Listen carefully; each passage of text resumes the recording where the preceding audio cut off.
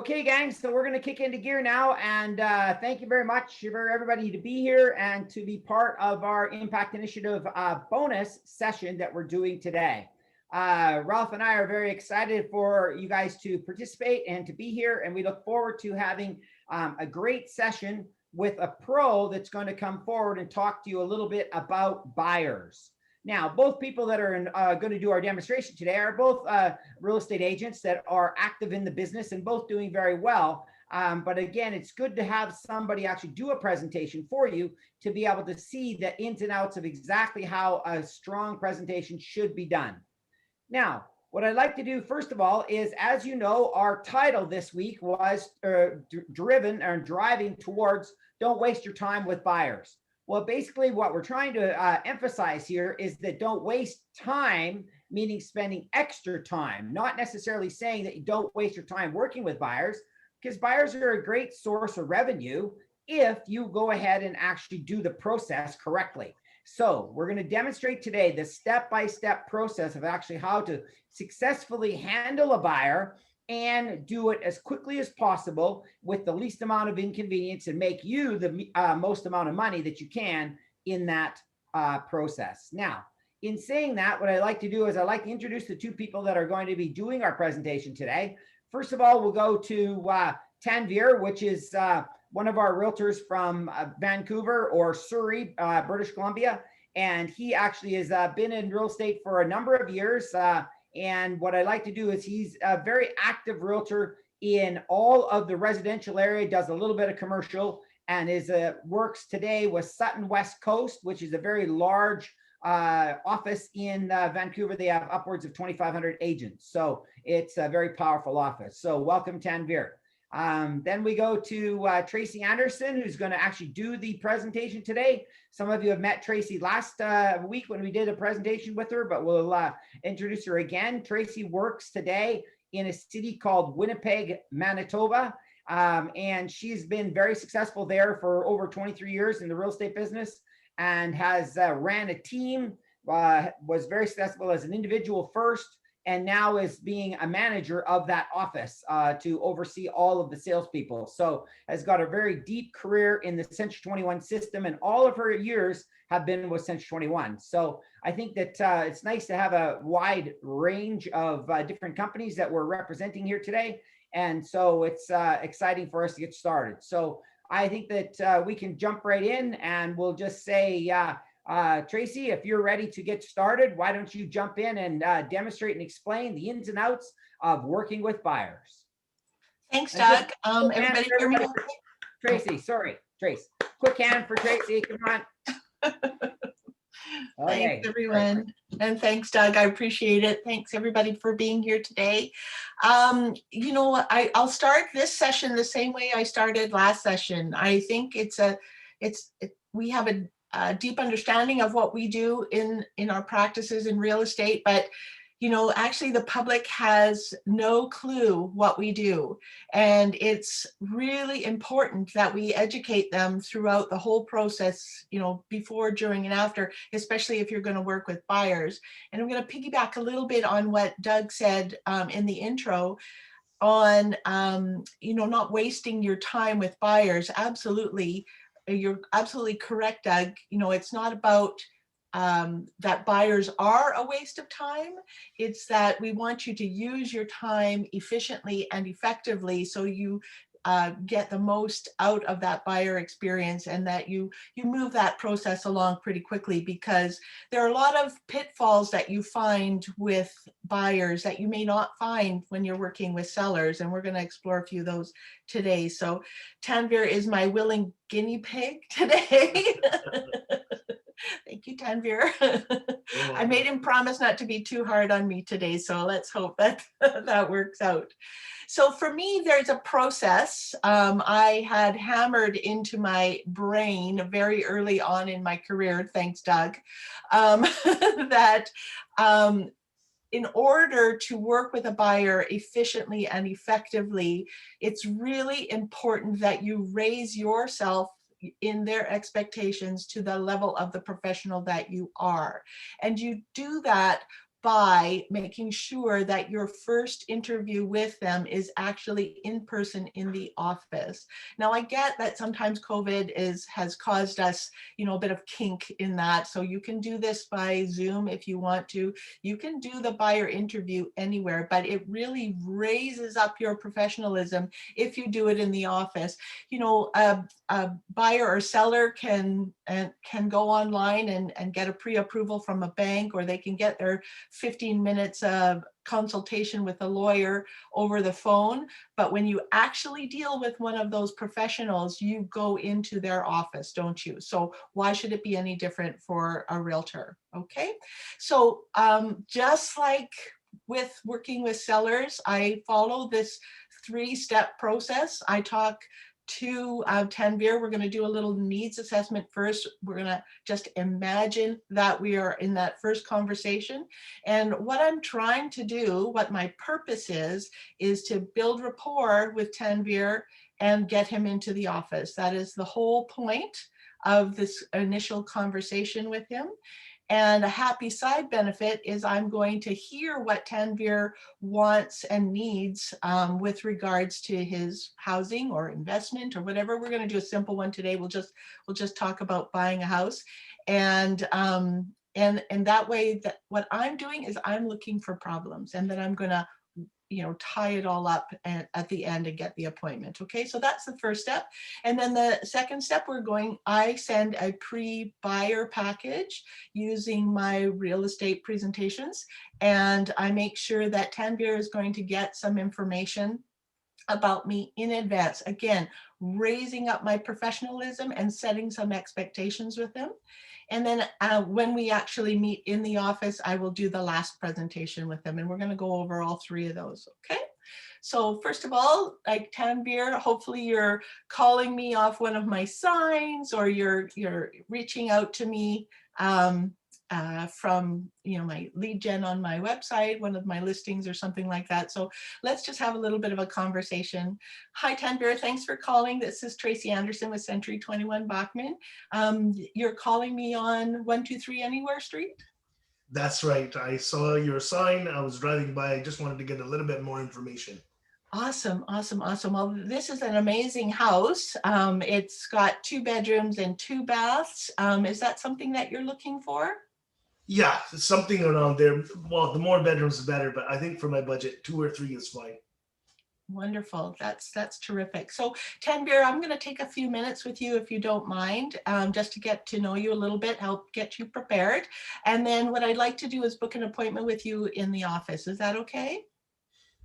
Sure. I'm just looking for information right now, but sure, yes. Sure. Okay, no problem. What information are you looking for? Well, I don't know about the process. So apart from telling me that it's 2 bedrooms, I was wondering if I could come have a look. For sure. Absolutely. We can come and have a look at the house. No problem. We'll make an appointment for doing that as well as part of our time together today. So Tanvir, can I ask you a couple of questions? Sure. Awesome. How long have you been looking for a home? Well, we've just been kind of searching online, and maybe a couple of weeks, 2 or 3 weeks. Excellent, excellent. And is this house just for you, or do you have a family? It's for myself, my wife, and our family to come. Wonderful. That's exciting. So is this home in the area that you're looking for? Yeah, so I live close by, Mhm. and I'm looking to stay in the same area for schools and stuff. Awesome. That's amazing. And so what attracted you to this neighborhood? Like, I know that you live in this neighborhood, but what's important about this neighborhood, and had you considered any other neighborhoods? Oh, yeah, well, I'm just looking online, and price is really important to me. But this place in particular, I know the area, everything's pretty walkable, which is important to us. Okay. And I just would like to be in this area for the school. Wonderful. Okay. And you said your family is on the way, so you have any little ones now, or? No, none yet, but we're looking to grow our family. So Excellent. That's wonderful news. Okay. So what I'd like to chat with you now, I'm going to ask you a personal question. And the only reason I'm asking this, and you can just be rest assured that any information you give me is confidential, but in order to serve you better, I need to ask you a couple of personal questions. Is that okay? okay. Awesome. That's fantastic. So Tanvir, are you working with a real estate agent currently? No, I'm not working with anybody. Okay, that's great. As well, have you been to your bank to be pre-approved? I think the money situation is okay. I've talked with my banker. I know them quite well, so I think we're okay on budget.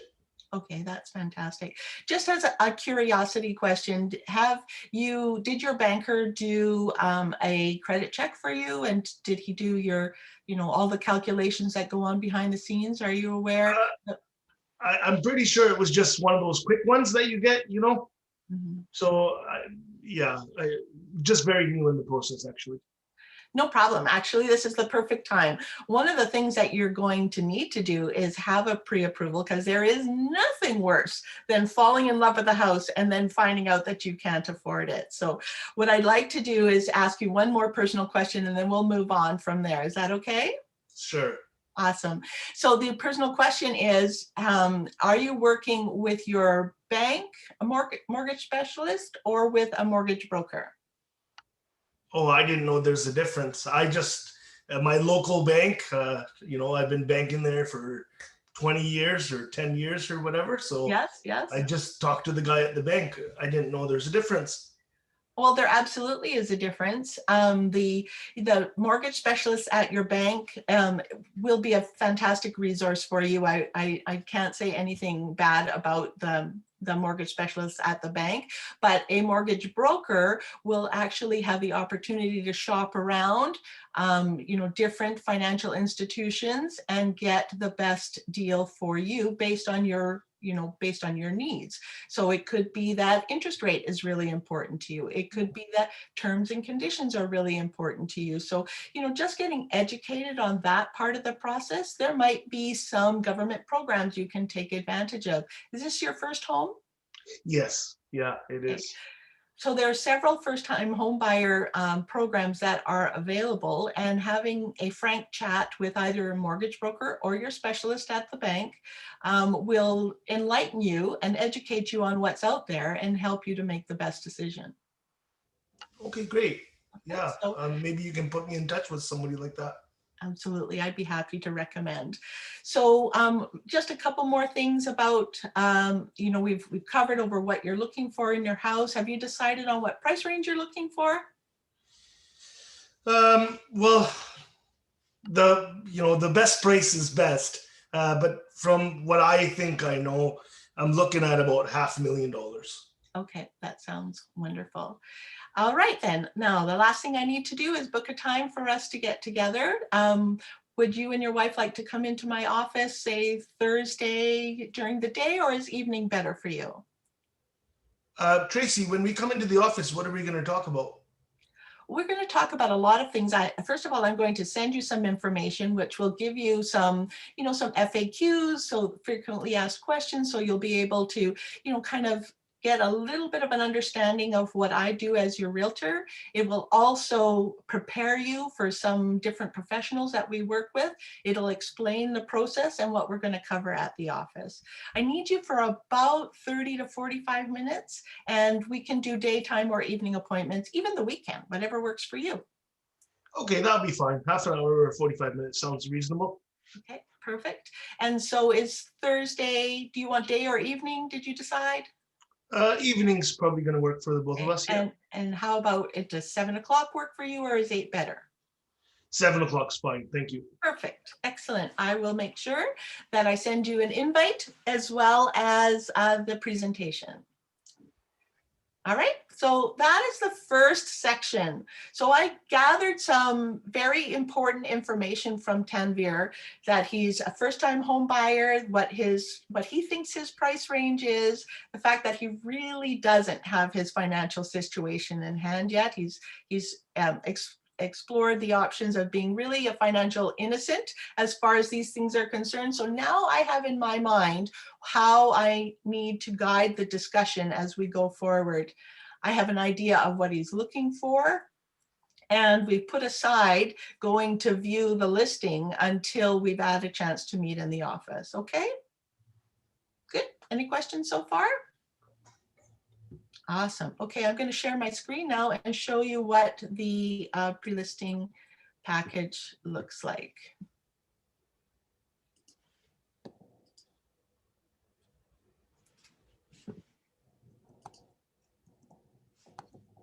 Oops, just 1 second, guys.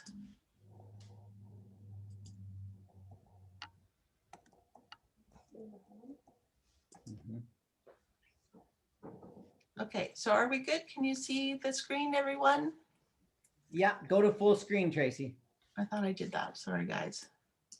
Hang on. My pictures of everybody are in my way, so just 1 second. So There we go. That's better.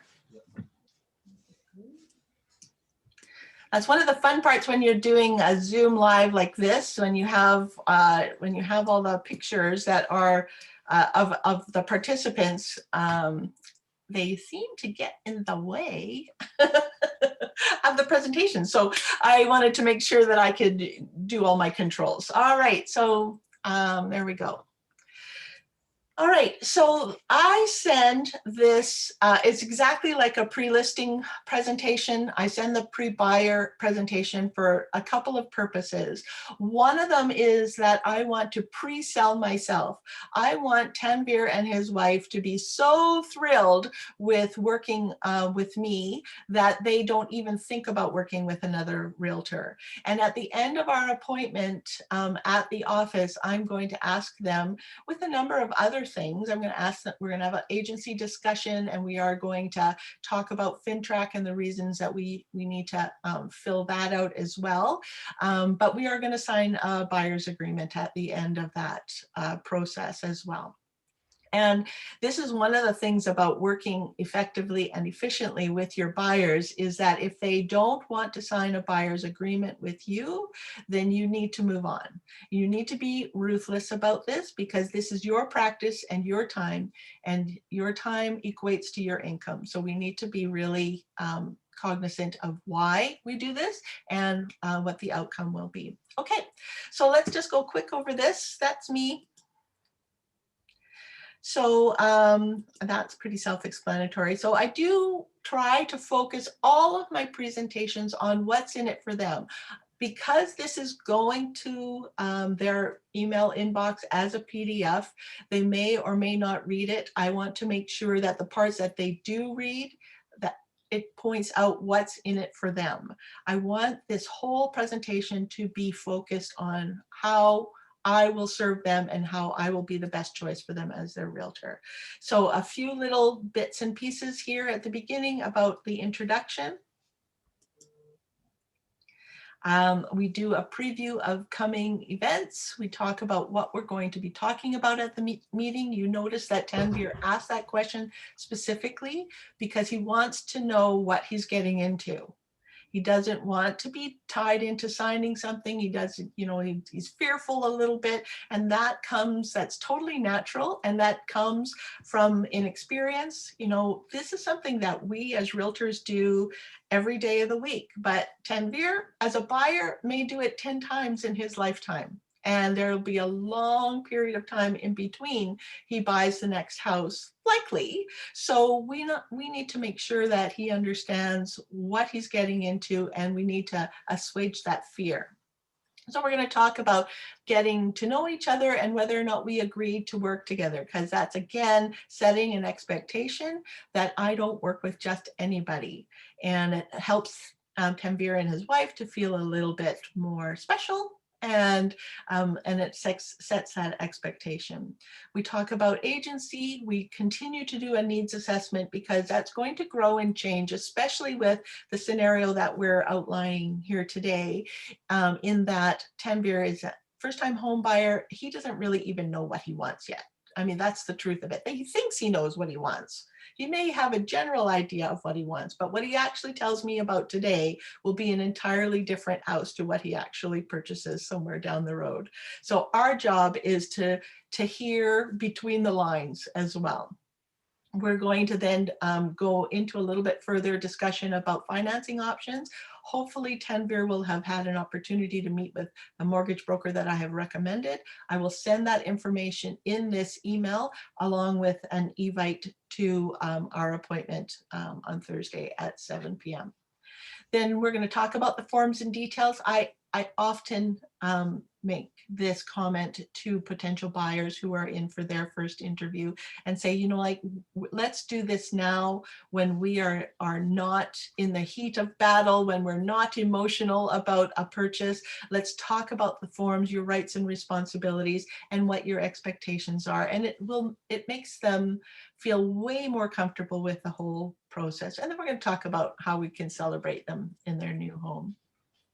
Again, this is pre-selling myself and my company and my marketing plan, and how what I do as far as marketing can benefit them. So again, all about what my company can do to benefit them. Having a strong share, market share of existing listings helps them. How? Okay, so it helps them because we have more listings for him to be able to see, and I'm going to have more knowledge about those listings. We often will market our in-house inventory first. So he's going to get, you know, I'm going to allow him to feel like he's getting first shot at a lot of our in-house listings first. I'm going to make sure that I share what his basic needs are with my colleagues at the office, because you never know who's got a back pocket listing or something that's coming up. And we're also going to explore some off-market listings, or the opportunity for off-market listings. Going to talk a little bit more about his needs assessment again. We're going to explain what the MLS property search will do for him and what the property search from other sources means. So, you know, if there's a Kijiji, or if they're, you know, Craigslist, or any of the other maybe private sale websites that you might also look for. We don't know yet if Tanvir is looking for a unicorn, but it may involve you as a realtor thinking outside the box. So, you know, you want to make sure that Tanvir knows right up front that we're going to explore all of the resources, and that I can, oftentimes even home buyers don't even understand that as a Century 21 agent, I cannot or they think I cannot show a Remax listing or a Sutton listing or a Royal LePage listing. So I need to get that fear out of the way, that I have all of these listings that I can show them through our cooperative systems, as well as working with private sellers, etc. So I need to be the one-stop shop for Tanvir, and that's what I'm trying to prove to him in this pre-buyer package. Okay. And then a little bit about myself, what I use, and I use the success systems all the time, or success strategies. It gives confidence. The systems, the fact that the whole process is systematic for me and can be customized to my potential buyers, gives a level of comfort to them. They don't want a willy-nilly agent who just, you know, flies by the seat of their pants. There's comfort in knowing that their professional is following some tried and true success strategies or success systems. So I put this up front. We talk about using tech to help them achieve their goals, relocations, multiple offers. That, you know, this is happening in my community. I know it's happening in many communities across North America right now. And so, you know, it's a big fear, especially for first-time home buyers. If Tanvir and his wife know that we're going to have a discussion about that when we meet, that's going to calm him down, make him feel a little bit more confident. Again, the out-of-the-box thinking and professionals that will help advise them step by step through the process. Again, most buyers don't know that they're going to need a lawyer or a notary to close. Maybe they don't know that they need other professionals like home inspectors, etc. And you want to be that resource for them, and you will be. So another thing we're going to cover in our in our actual buyer interview is we're going to get prepared to buy. So what are the steps that are involved in that? Again, just trying to go through those steps to help Tanvir feel more comfortable with his decision to work with me. Just bringing up the facts that there are other professionals, as I mentioned earlier. Like if I bring it up now, then they're going to start thinking about it and they'll have their questions prepared for me. I think this is a wonderful presentation and I'm so happy. This is out of the box. It's absolutely usable the way it is. I have customized a lot of the slides to sound more like me and belong more in my jurisdiction. And they're so easy to customize and to alter to meet your personal needs and to meet the needs of your community that it's absolutely a fantastic presentation. And I've been so happy to be using it. So these are there are 6 sort of frequently asked questions, and maybe your buyer, especially a first-time home buyer, would be too shy to ask them. So having those questions and those answers in this initial pre-buyer package helps to make everyone a little bit more comfortable, and that's what we want to do. So that's part of the 6 questions. I bring up, let me go back there just once. This is really important as well. If you're not using a buyer agency agreement, if you're not using a buyer contract or whatever it is that you, whatever it is you're calling it in your jurisdiction, I want to say if you change one thing this year, please start using this. This will save you time and headache in the long run. It helps to solidify your relationship with your buyer, and you would not take a listing without signing a contract. So why would you work with a buyer without signing a contract? This question in here brings it up to them so that they are prepared for when I talk about it at the interview. There we go. And then there's just some vital information. Now, this is great information that you could have on your website as well. You could direct them to your website as well, but it's great to just give it to them right away. And it helps to solidify in their mind that they're going to be ready to get moving, because we're going to be a success. When we start working together, we are going to be a success, and they are moving, so they better start packing. There we go. Things not to do as well. Things to do on moving day, and then a couple of testimonials never hurts. Also, depending on what your brand or your company has available for you, if you have a review company, some have Zillow, we use Real Satisfied. You could also link out to your website and to your testimonials there. Reviews are so important. They have become a vital part of how we buy everything these days, from, from shoes to kayaks and now even to houses. So, make sure that if you have reviews, that you make them easily accessible to your potential buyers. They may skip through all of this and just hone in on the reviews. So make sure that you've added a few in there, and then link out to your website for other reviews. Okay, and that's kind of it. And that is Together We Achieve More. I love this image because I want them to think that, hey, we're going to work together as a team in order to achieve what you need to. And that is the pre-buyer package that I send out to the buyers with a little accompanying email, again, with, in this case, the name of a mortgage broker, anything else they may need in order to be prepared for our buyer interviews. So, I would also ask them again to meet with a mortgage broker or their mortgage specialist at their branch to get a proper pre-approval. And you might need to explain that, choose a few words that says, you need to get a proper pre-approval, not one that you can do online. Make sure you understand that they've done a credit check on you, that they've run the numbers for you, so you actually know where your comfort zone is. Now, most cases, the bank is going to loan you this much money. It's not exactly where your comfort zone is. So you make sure that your buyer understands that just because the bank says you're good to $1 million, and you only feel comfortable with the payments at 500,000, then that is okay. And that is part of the expectations that are going forward. Okay, that's the pre-buyer package. Do we have any questions on that one? Doug? We have a couple questions, Trace, but maybe we'll just do them all at the end. Okay, perfect. Okay, Tanvir, you're on. Okay.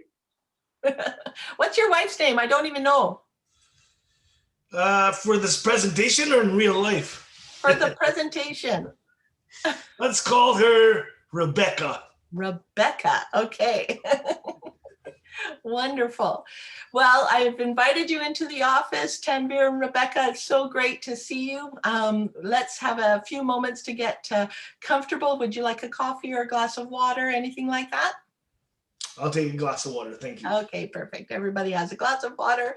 And friends who are on this call, please understand that the first however many minutes it takes to get relaxed is your time to sit back, make everyone comfortable, and just chat. You're talking about anything and everything with, you know, what the weather is like, what's happening in your community, what's happening with your local hockey team, whatever it is you need to do until you see those shoulders relax, you see calmness come over them, that maybe there's a laugh going on between you, have a little joke or something like that. Just, you want them to feel comfortable in your office space. It's a big deal for someone to come into the office. We want to make them feel comfortable. And at that point, when you feel that comfortability, you want to just say, okay, do you want to get down to business? Yep, Tanvir's nodding his head. That's I'm ready. Yeah. Tanvir, did you get a chance to get to your mortgage broker? Yeah, thank you for the recommendation. So I did go in and we had a chat. Wonderful. That's fantastic. Did you have an opportunity to explore different financing options and learn some different things? Yeah, it was actually quite good. I didn't know that a mortgage broker is essentially a search engine of mortgages. So I didn't know. So that was really interesting. And there's some banks there that I've never heard of, but I only care about the interest rate. So that was great. Good. I am so glad you had that opportunity to get educated on that, because that's really what we're here to do today. I am not going to put you in a headlock and force you to buy a house. I want to serve your needs as a family, and I want to educate you throughout this whole process. And that's what we're here to do today, part of the education, so that when we find that right house, you feel 100% comfortable with going forward. Okay? Thank you. All right. Actually, it's probably only about 98% comfortable, because you're going to get little butterflies in your tummy. So, and that's perfectly normal too. Okay, I want to show you a few things as we go forward in this presentation, so that I can tell you what we're going to experience today. Did you have a chance to look at the buyer package I sent to you? I did. It was very informative. Yeah, I did have a look. So thank you. Good. I hope you brought your questions with you. I got them right here. Excellent, excellent. Okay, so let's get started. Thanks again for coming into the office. I sure appreciate you. I just want to let you know, reiterate that I'm not interested in just showing you houses for the sake of showing houses. You two are much too busy, and to be honest, I'm too busy too, to just go out there in a willy-nilly fashion. We want to make sure that we're using our time really well, and that we make sure that we're using our time really well, and that in the end you get the best house that will suit your needs. Okay. Okay. Now I do want to point out though that not every transaction ends happily. Have you heard of the fall through list? No, what's the fall through list? Okay, these are homes that maybe had maybe they had an offer, or maybe they didn't have an offer, and they came to the end of their contract and they weren't able to actually get on with their goals as well. These are some of the opportunities that we'll find to help give us some out of the box options for your home search. Okay. Okay. Excellent. And the last thing we're going to talk about is how we can avoid some common pitfalls. We're going to follow some 5 simple steps and help you get into your new home. Okay? Sounds good. Thank you. Perfect. So we're going to, again, go over your needs assessment. You were really fantastic on the first phone call. You told me kind of the neighborhoods and the reason why you were looking in that neighborhood. And we're going to discuss agency a little bit today. We're going to talk about one-stop shopping here with Tracy, the super shopper. And I'm gonna chat with you about what we need to do to handle the sale, beginning, middle, and end. And we're going to talk about what happens after you've taken possession. And then we're going to reach a mutual decision whether or not we'd like to work together. Is that okay with you? Yeah, that's great. Perfect, perfect. So because we talked a lot about this in our phone conversation to begin with, friends who are on the call, we're not going to go into the whole needs assessment again. But what you're trying to do with these questions on the next couple of slides is we're trying to nail down timeline. We're trying to nail down, any kind of problems that we can foresee coming out of a house hunting expedition. And we want to make sure that most importantly than almost anything else, are we doing the right presentation? And here's what I mean. That question that's number 4 on this list here is something I really should have asked at the very beginning when we were having our initial conversation is, Tanvir, do you rent the home that you live in now, or do you own it? Yeah, so I'm just renting. I've never owned a home before. Yes. So when Tanvir shared with me that he was a first-time home buyer, I assumed that he didn't own and the house that he lived in. But this is a really vital question that you need to ask in the beginning, in your first initial needs assessment conversation, and when you actually sit down to meet, because you're drawing out information, especially if Tanvir and Rebecca need to sell the house that they're in first, or they need to sell another property in order to afford a property. These are those pitfalls that we were talking about, those bumps in the road that you might need to address before you proceed. Okay, and there's a few more questions that we would have covered in the initial phone call, maybe in some subsequent emails or text chats that we've been having.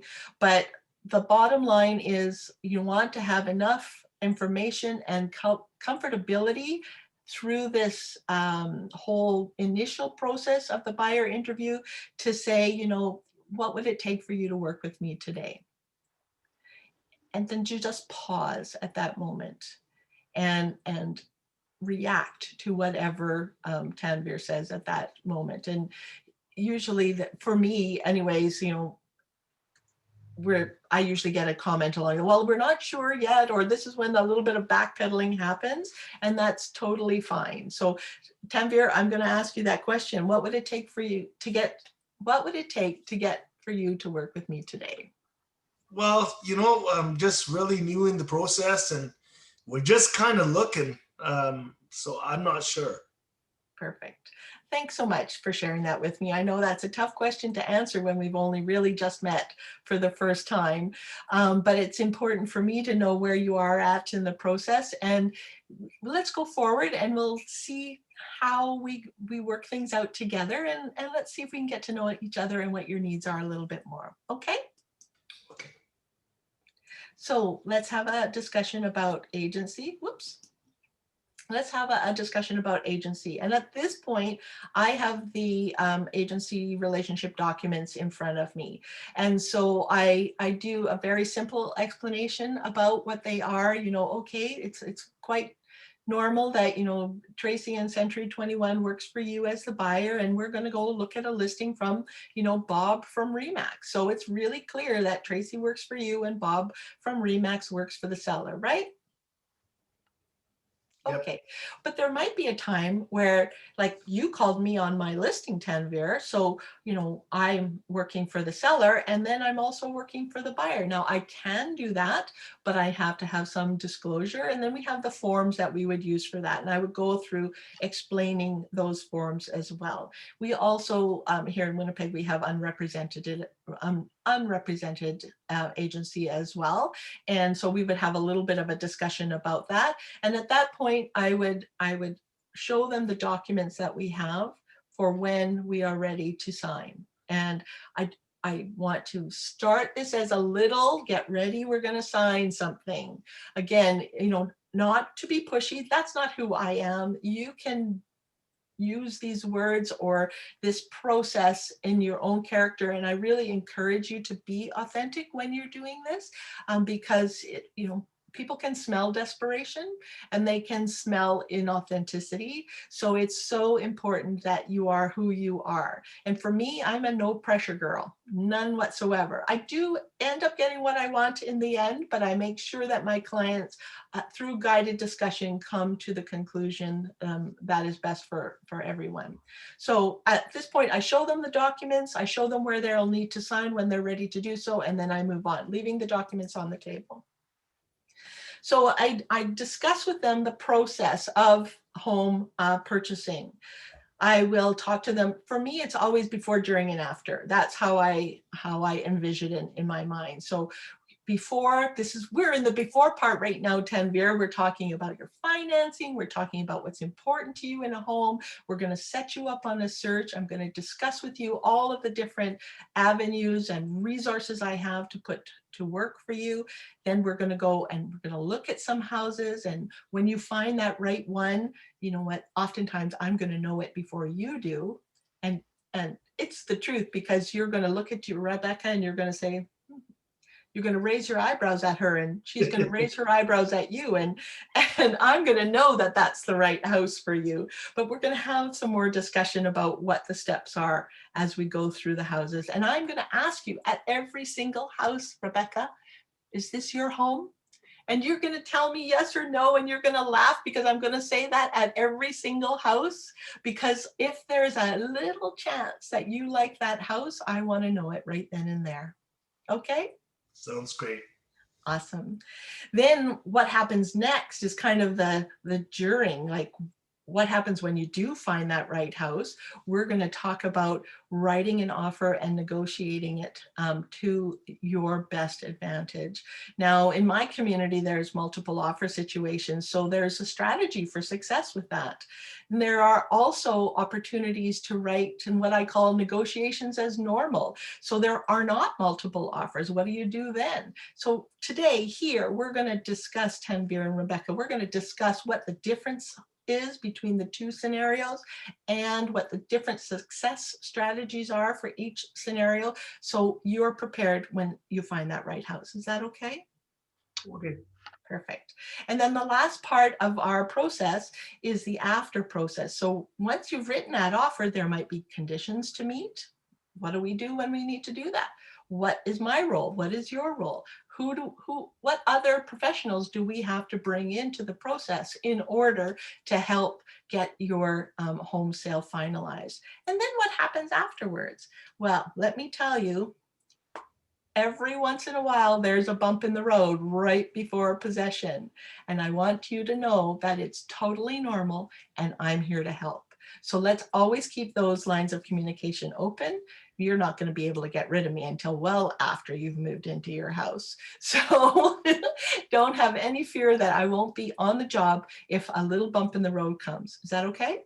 Sure. Awesome. All right. Let's talk a little bit about that team of professionals who are going to help you. And I have a group of professionals that I have worked with for many years who will be on duty if you need them, okay? So we've already talked about your mortgage approval, and we've talked about working with a broker. That's been very useful to you, hasn't it? Yeah, it was. Thank you very much. Excellent, excellent. Have you thought about using a home inspector? How much does that cost? Well, it depends on the size of the house, to be honest with you. And it also just depends on whether it's, urban or rural, but you're looking at between $350 and $500 Is for that a normal thing? it's Is it for a getting full inspection? three hour inspection. Okay. And as a first time home buyer, if that is important to you, I want to make sure that that's in the offer for you. And it's so great to actually go to a home inspection. You will learn so much. And at the end, you'll get the Bible of your house that tells you, things you need to take care of right away as soon as you move in, things that are on the horizon at 5 or 10 years. Make sense? Sure. I do have a question, Tracy. Is a home Sure, go ahead. inspection required? Pardon me? Is a home inspection required? It is not. It is entirely up to you if you'd like to have one. It is in my jurisdiction anyways, Tanvir. I don't know, is it required where you live? No. But Okay. yeah. Yeah. So Yeah.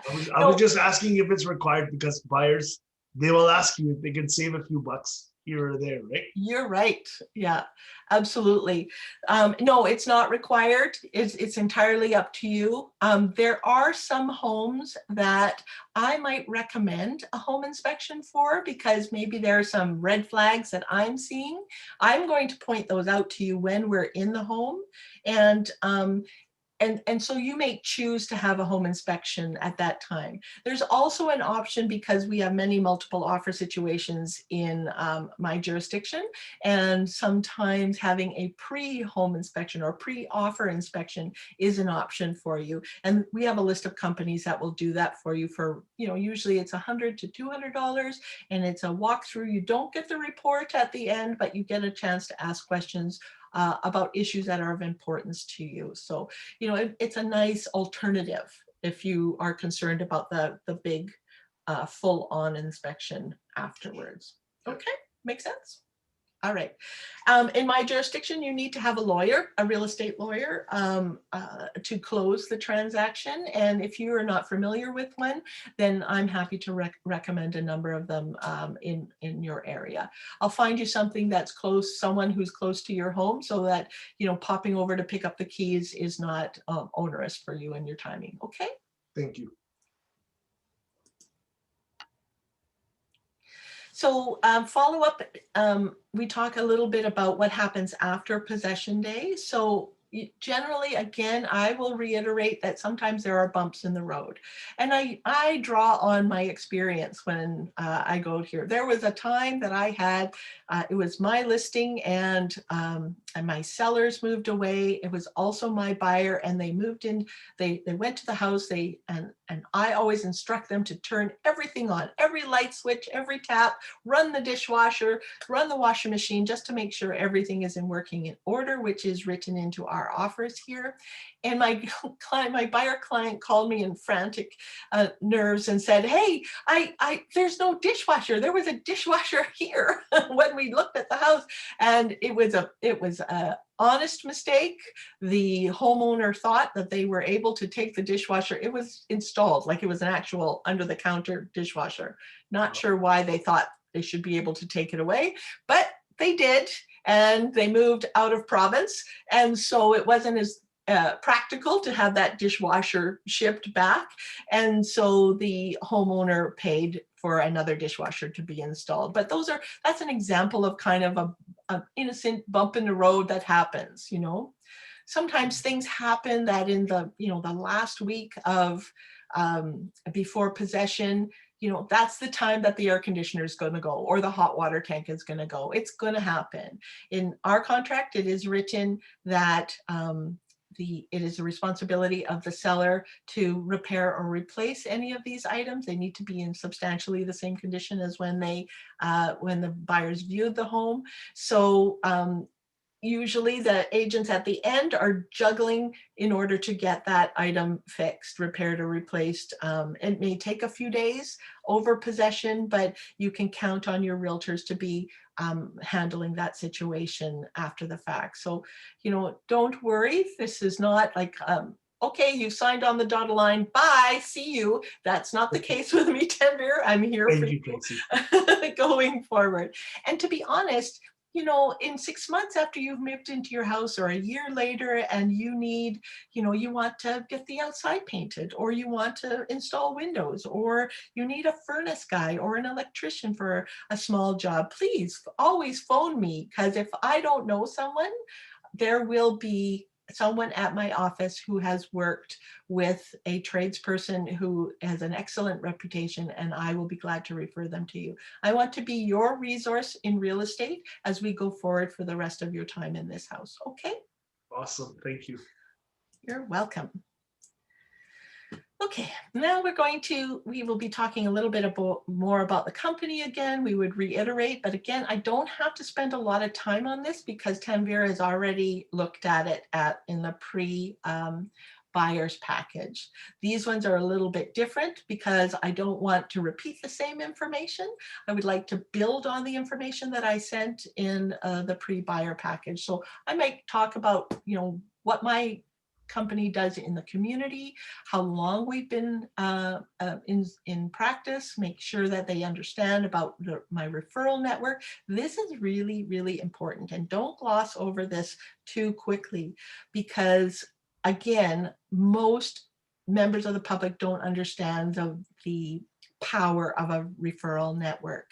So I'm going to say to Tanvir, hey, dude, you know, if you've got somebody who's moving from another province to Winnipeg, you know, I can absolutely recommend another realtor who I know very well, who's been trained very similarly to me in your community, and help you sell you know, brother or sister's house there and help them move closer to you. And then of course I will take care of them on this end. So we have that little bit of discussion, and our company, our brand is international. So, you know, if somebody wants to move from Portugal to here, I can hook them up with an agent in Portugal. I can hook them up on Canada wide. I can, you know, into North America, we can do that. So we have a little bit of a conversation about that for future business. All right, so we're talking about now we're going to go into the customized buyer success plan. And I'm going to talk about how my resources are going to help them find a house.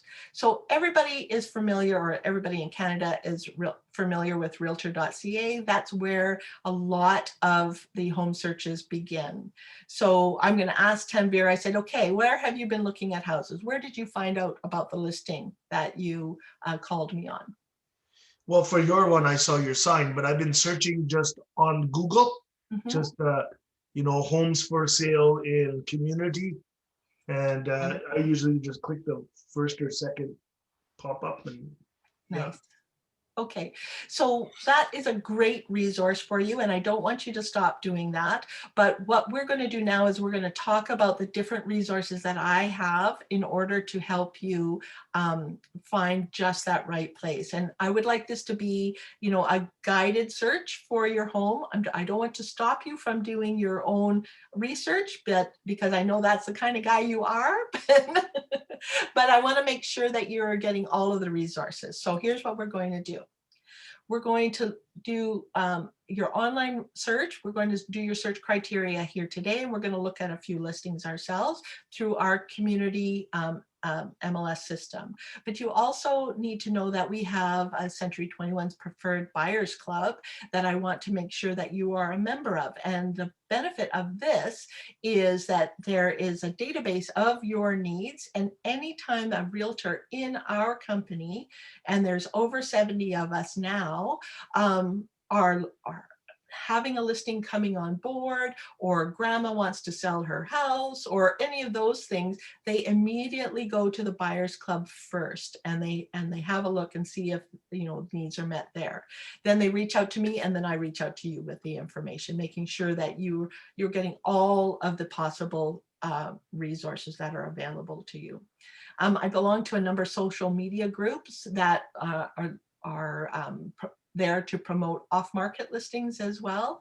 One of the the downsides of the multiple offer situation is it's very stressful for home sellers, home sellers with small kids, or, senior sellers, that sort of thing. It's very stressful having like this flurry of activity and this multiple number of showings, etc. So more and more they're leaning to an off-market situation. And so I belong to a number of groups that allow me to view off-market listings in advance of them coming to market. And so I will be able to provide that resource for you as well. Okay. Open house campaigns, right up until now, we have not been able to do open houses because of COVID. But I don't want to discourage you from looking at the virtual tours, because we've gone to looking at virtual open houses, etc., whether they be on social media or not. And I want there to be a communication with us that if you find something that you're really interested in, let me know, because I can often book an appointment there and preview it for you and see if it meets with your needs. When open houses are legal again, I'd like to go with you, because it's important for me to understand what's out in the marketplace as well, and make sure that I am meeting your needs. Okay, great. All right. So again, I explained about our social media platforms. At this point, going on for the next few slides, ladies and gentlemen, these are just reminders for me if I have forgotten to mention my social media platforms that I look at for offline listings, etc., or off-market listings.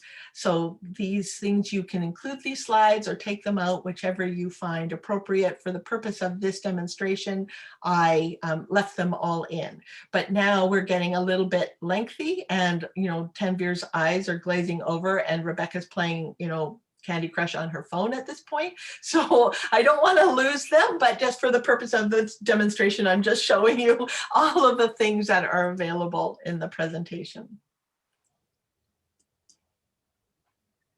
There we go. Again, we're talking about open houses there. We might reiterate again, why me? But at this point, we've had so much discussion about the services that I offer that I often just kind of scoop over this and see if there is any questions at this point, or I can just go bypass this part, because again, I'm not the in-your-face salesperson. I'm just kind of low-key about things like that. So I want to make sure that they feel comfortable. So at this point, depending on how long we've gone, I'm going to bring out the offer to purchase and condition removals. I'm going to have that agency document come back on the table. I'm also going to bring out my FinTrack documentation, and I'm going to bring out the buyer's contract.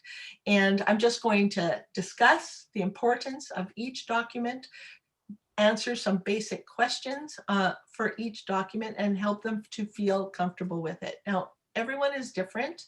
Generally speaking, if I have a teacher and an engineer sitting across from me, I am going to go word by word in every one of these contracts. I see some of you nodding, going, yes.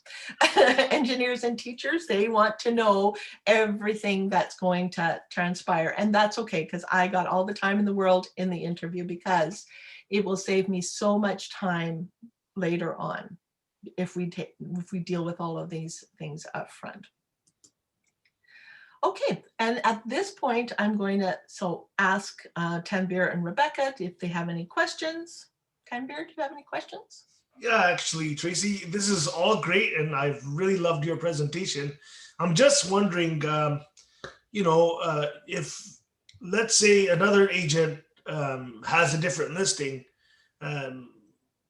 what happens then? Like, I just don't want to miss out on anything, Absolutely. And that's why I explained earlier that, it doesn't matter which brand or private sale that's out there for you to look at. I am able to represent you and show you any one of those listings. If you see something interesting out there that I haven't sent you or I haven't brought to your attention, then absolutely tell me about it and I will get you in there.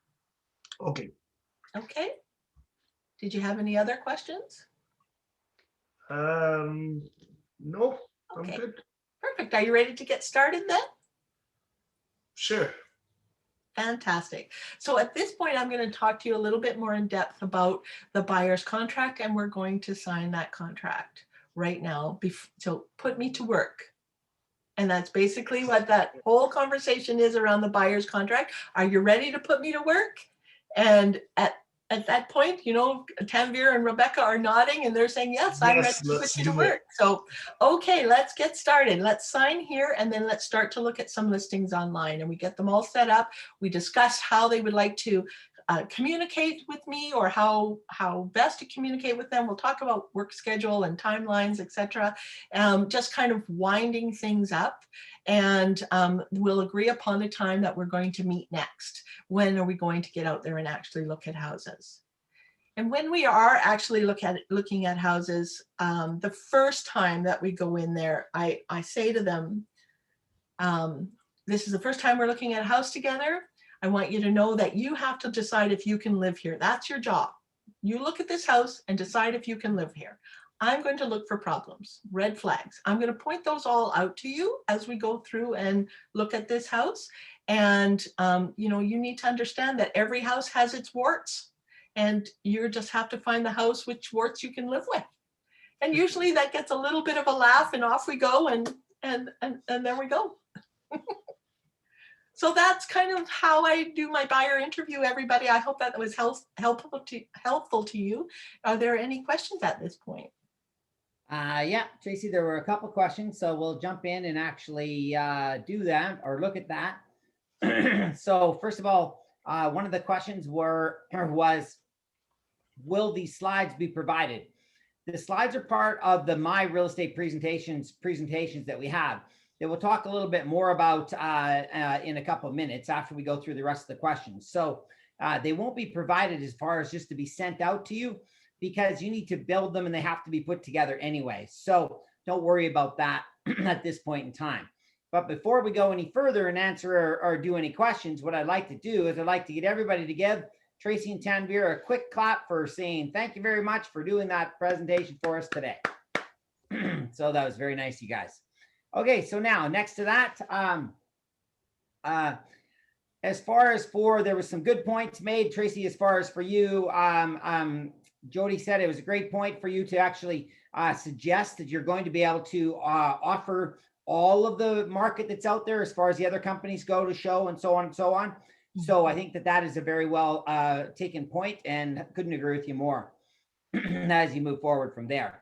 Now, other than that, there's not really too much else as far as the questions goes. As far as we had one other question from, let's see, what was it? As a good point, where show everything that you can show. Yeah, okay, good. I'm always telling prospects, okay, good. Okay, so Gary says, to the experienced realtors here, question, when meeting with a potential client as a new realtor, in your opinion, what would be your approach? So first of all, when you're meeting a new realtor or when you're meeting a new client, you always have to decide with yourself how you're going to handle it. So first of all, you can decide right off the bat, are you prepared to have people waste your time, run you all over town, and you become a yellow taxi driver?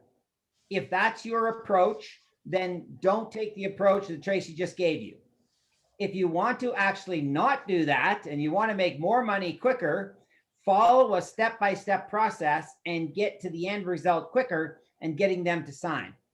Now, the experienced realtors in the group may say, I don't use this, it's not necessary. Why do I say this? Because I've been teaching and training for a long time, and I hear this all the time in our classes. Well, a lot of the reasons why people don't get a buyer's contract signed is they do not, and they are not prepared to actually go through this process to actually do the, get them actually to sign, because they're scared that they won't. Now, the only reason why somebody will not sign a buyer's contract with you is, one, in the chat very quickly for me, tell me what is the reason that you think that they won't sign. Very quickly, go ahead, throw in the chat for us. What is the reason that somebody will not sign? I want to see some answers.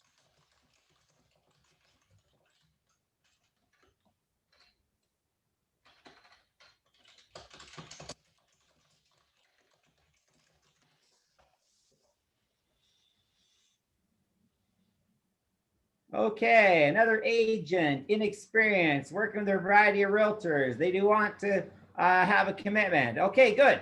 So there's only one reason they won't sign, gang, is you did not show them enough. It starts with V and ends with value. That's the only reason. There is no other reason. If you showed value and you showed your heart as you're presenting, as Tracy did to the customer, they will sign a buyer's contract with you all the time. Now, if they won't, and you've done this type of a presentation, what type of a commitment and what type of a relationship are you going to have with this customer? Anybody quickly throw out to me, what type of a relationship, what type of an experience are you going to have with this type of a customer? Non-relationship. Just you're not going to have a relationship with them. You're not going to have a relationship, basically, because you're not going to accept them as a client, number one. But more importantly than that is that if you know right up front that they're not prepared to work with you and they're prepared to run all over the place and waste everybody's time, what do you think they're going to do to you? Now, I look at it this way. We only have so many hours in a week that we can work, so many hours in a day that we can work. So why do we not commit to work with the people that want to work with who? All together? Me, yes? If they want to commit to work with me, then yahoo. If they don't, then pass with that situation, is a good point there. Now, another question. Joanne says, what if listing is an exclusive listing and the listing agent will not let you show it? How would you get your buyer in to view the property? That's a very good question. So, Tracy, you want to answer that?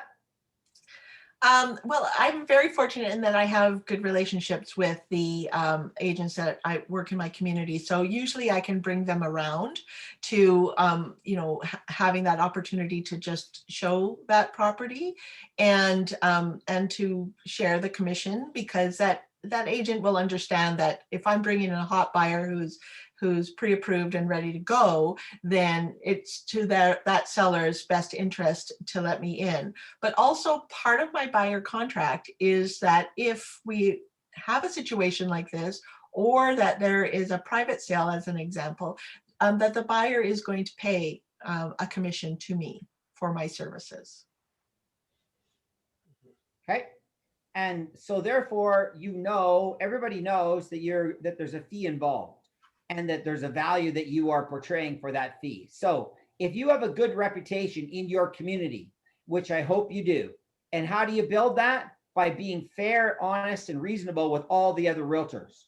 So therefore, if you know, hypothetically, that you drive by a street when you're showing these people houses and you see exclusive listing with that particular brokerage, and they're not letting somebody else show. Well, if you have a good reputation with those other agents and you phone them up, the odds are you're going to get into that property at the end of the day. Now, is it the situation whereas if you don't get them in, can they still go buy it? Of course they could, but do they still owe you a commission? Now, that's a question I'll leave in your mind to debate for yourself on how you're going to handle that, whether you're still going to want to get paid a commission or you're not. Because that, of course, is a discussion that you need to have with yourself first and then go from there. So another point that Joanne put forward was want to use a realtor who has the listing. Well, I can see that in some provinces in Canada, you can double end. In some provinces, you can't. In most of the states, I believe that you guys can double end. If the answer is no to that, then give me a thumbs up. If you can't double end in your state, then I understand. But when that happens, what we need to do is we obviously need to have, again, a good working relationship with who? The other agent, yes? Now, the one reason why they might want to work with the listing agent is they might think they're going to get what? A discount. A discount, a better deal, yes? Is that true? I hope that's not. I hope you're not giving away your commission. There's two sides to a transaction. There's a seller and there's a buyer. And we have to know going in that we only have the availability to work for one or both. But when we're doing the job, we still deserve to get paid for both sides. Don't shortchange yourself just because you're supposedly doing all the work. Well, you're doing all the work. You deserve to get paid all the what? Help me all at once. Go like this. The money. Yes or no? Come on. Quit being scared and thinking that you have to give a discount just because Bill Smith or Sally Jones up the street said, well, if you do it for this, then I'll do it. No, go work with somebody else. Here's the fun part in your career, gang. And you're going to get to it if you stick with us long enough and you follow our demonstrations. You don't need any one client. No one client should define your career, because if they do, then you're in trouble. Because once you reduce the commission once, what's the chance of you doing it again? High or low? Way up there. Hey, Arlene, way up there. Don't do it. Don't cut your commission in any way, shape, or form. And you're going to see we're going to work diligently on that in our July 8th campaign coming up that you're all going to be part of. So any other questions for today? Jump out, throw a question if you have one. Nothing at all. Okay, so what we're going to do then is we're going to point out that my real estate presentations, as you've heard before, if you've been part of our presentations, is something that you can buy. What we're going to do is we're going to go ahead and put into the chat that you can go to DougThompsonTraining.com and you can go there and you will be able to go straight in and buy the presentations if you want to. If you want to find out more about the presentations today, that's fine. We're happy to do that for you. We just don't want to tie everybody's time up. And you want to learn more about them, then just stay on this presentation today when everybody leaves, and we'll visit more with you and explain to you a little bit more about how you can get these presentations. It's a very low cost, but a great return for you if you decide. And there's several people here that actually will show you exactly how to do that and how to actually move forward. So we'll leave it at that. And oh, Tom Hopper has raised his hand. Okay, Tom. Yes, I do. The buyer's agreement, the one we have here, the BCREA one, is awful. It is so long and so confusing, and it even confuses people about the commission, where they think if they're a buyer, well, technically they are paying the commission, but I mean, it's the worst agreement ever, and I've had so much trouble with it.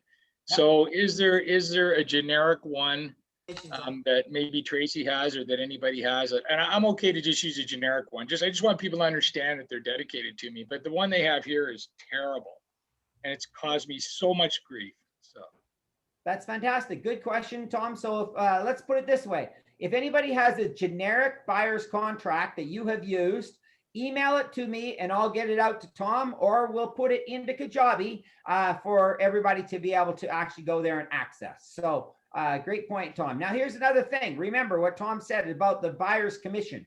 There is no commission paid by the buyer. Would you agree?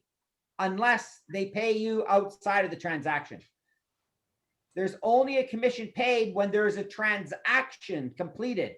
The transaction pays the commission, not the buyer, not the seller. The transaction pays the commission. Please keep that in mind. Our buyer's agency is confusing also. Okay, well, we need to find a non-confusing buyer's agency contract, it looks like. That's why we do this as a group, so we can all work together to grow and do better. So any other questions today? If not, we'll say thank you very much to, once again, to Tracy and Tanvir. Now, let's see. Do you have a version that puts things into plan language explaining each clause of the client to the client? Ontario House.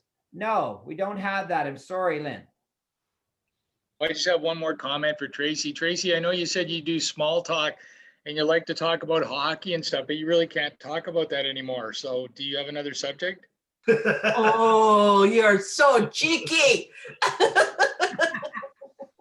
Anything. I still talk about the Jets. Yes, that was good. Okay, so that's good. Thank you again, everybody, for coming and showing up today. We really appreciate your time, and I hope your time was well spent. And by all means, anybody would like to stay and learn more about the presentations, feel free to stay, and we will wait around for you and see if we can help you. Thanks again, everybody. Cheers. Have a great day. Bye-bye.